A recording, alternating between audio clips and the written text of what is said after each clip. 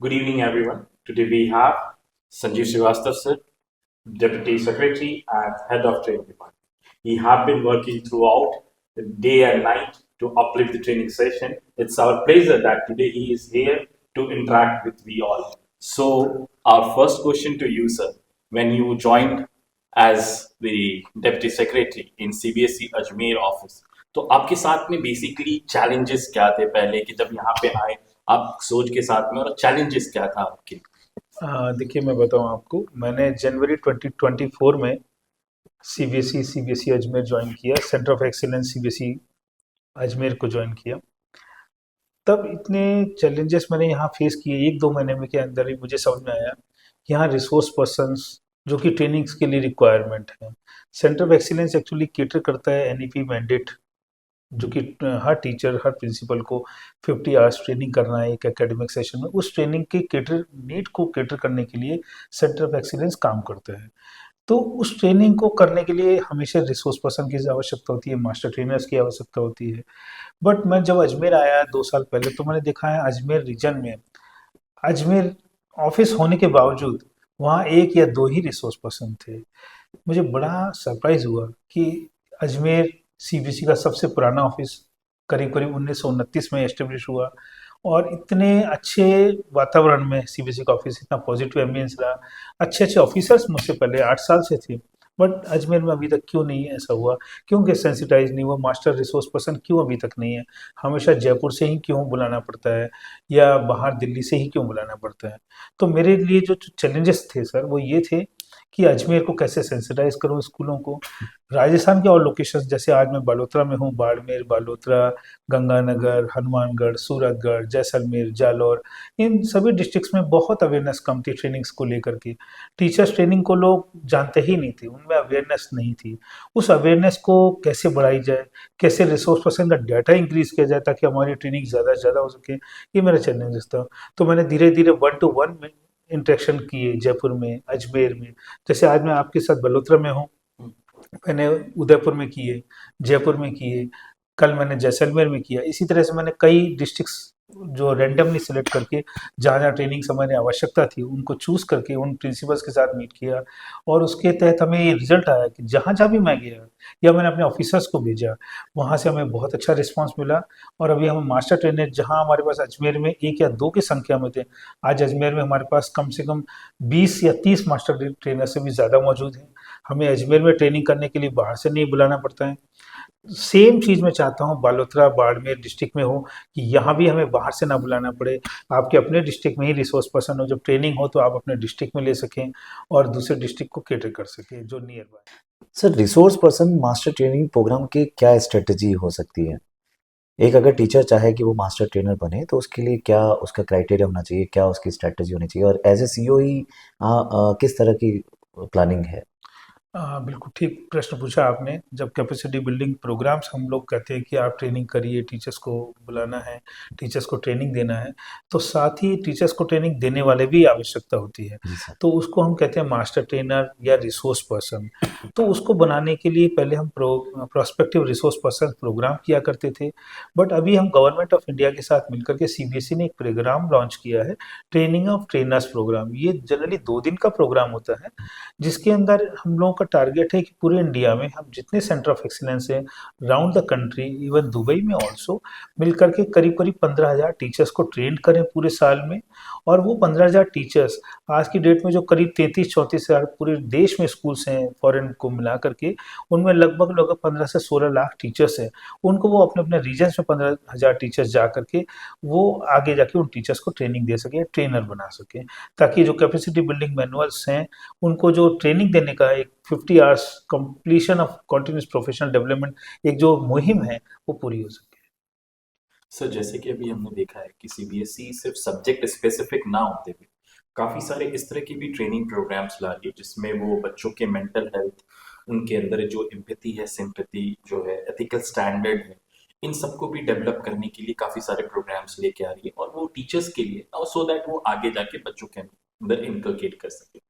मेरा सर आपके अपने चैनल के माध्यम से मैं अपने यहाँ जो लोकल बालोतरा के पेरेंट्स हैं, जो और भी शिक्षक हैं, उन तक आपके थ्रू ये पहुंचाना चाहूंगा कि किस तरीके से वो कॉप अप कर सकती है, क्योंकि ये एक बहुत बड़ा चैलेंज है जो अभी टीचर्स के सामने भी और पेरेंट्स के सामने भी आ रहा है। बिल्कुल ठीक कहा सर आपने।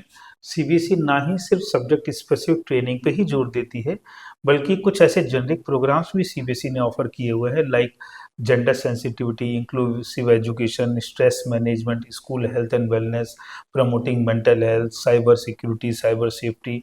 ये कुछ ऐसे प्रोग्राम्स हैं जो पढ़ाई के साथ साथ जो हमारी करिकुलम स्टडीज़ है, सब्जेक्ट स्पेसिफिक है, उनके अलावा कुछ ऐसे ही टॉपिक्स हैं जिनको हर इंसान को, हर बच्चे को, हर टीचर को जानना ज़रूरी है।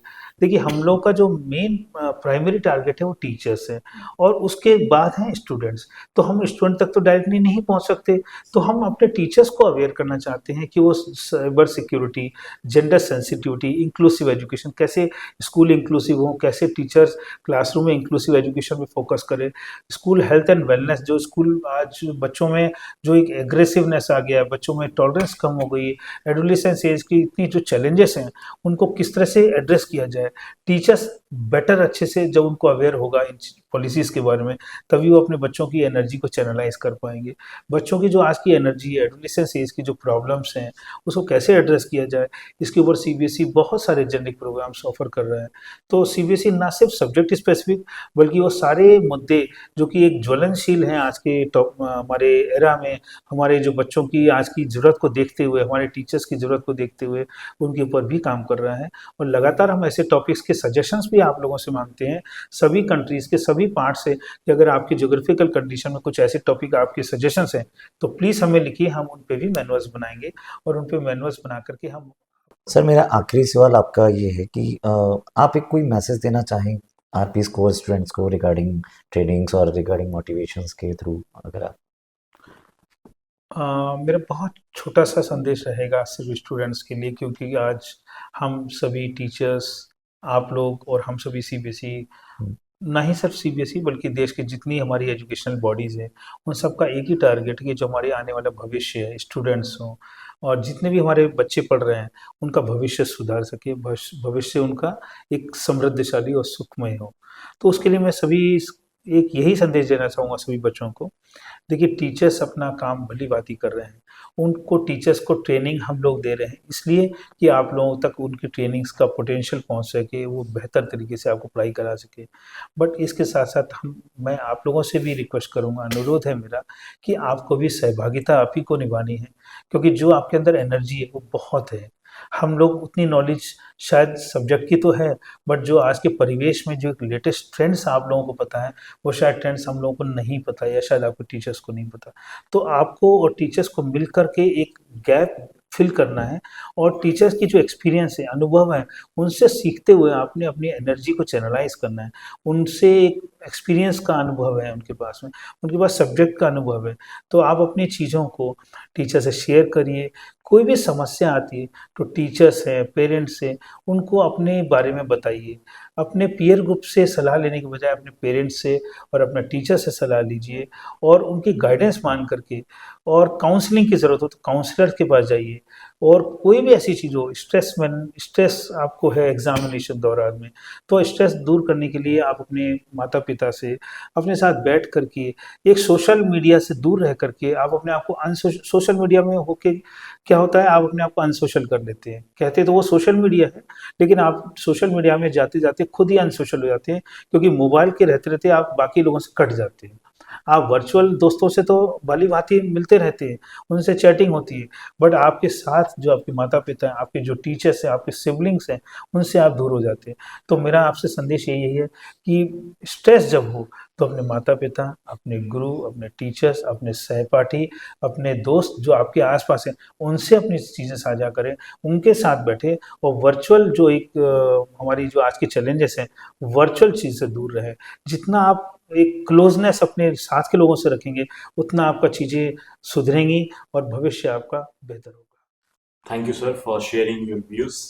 Definitely, I believe that it is going to enlighten the fraternity out here in Balodra. बहुत बहुत धन्यवाद सर, आपके सानिध्य में और आपके सपोर्ट के साथ साथ बहुत कुछ नॉलेज शेयरिंग हुआ, बहुत कुछ नॉलेज मिला, मोटिवेशंस मिला। आई होप सो कि ये सबके लिए बहुत ही बेटर और होगा, हमारे बालोद्रा fraternity के लिए काफी बहुत कुछ होगा। Thank you. Thank Thank you, sir. Thank you, sir. Thank you, sir. I'm really grateful to you, DPS Balotra, and principal of this school, to invite me for this brief meeting of Balotra and Barmer region. And I'm really delighted to have this experience with you all. Thank you. Thank you very much. Thank you, sir. Thank you.